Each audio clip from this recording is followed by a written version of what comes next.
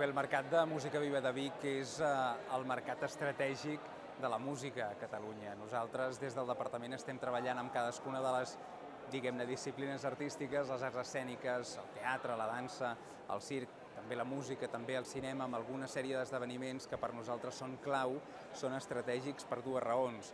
Perquè permetin que els artistes que estan creant puguin difondre la seva obra, puguin fer que sigui visible, i perquè tota aquella gent que treballa al voltant de l'artista, els mànagers, els promotors, els programadors que estan interessats en veure quines són les noves propostes, es puguin trobar en una àrea professional. La ciutat de Vic és un dels esdeveniments més importants que hi ha durant l'any.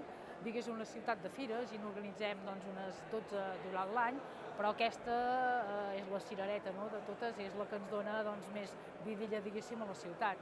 Amb l'estudi d'impacte econòmic que vam fer ja fa 2 anys es va demanar, ens diu que hi ha un impacte econòmic a la ciutat i a la comarca d'uns 100 milions d'euros. Per tant, és una activitat econòmica important per nosaltres i per la comarca. Els biguetans i usonencs i tota la gent que ve de fora poden gaudir, a part de la programació oficial i el que hi ha de festival a la plaça i el Sucre, de tots aquests músics que anem trobant en tots els racons del casc antic.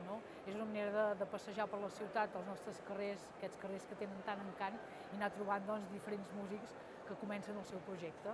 Les primeres sensacions han sigut molt bones, el concert inaugural a mi m'ha agradat molt i esperem que tot funcioni igual que ha anat aquest concert. Esperem que la satisfacció dels professionals sigui gran, tant com la dels artistes, que tothom pugui aconseguir alguna cosa d'aquest mercat, que s'hi ha invertit temps i diners per assistir al mercat i per treure algun profit, que el pugui treure, o com a mínim, si no, que trobi respostes a algunes de les qüestions que tenia abans de venir.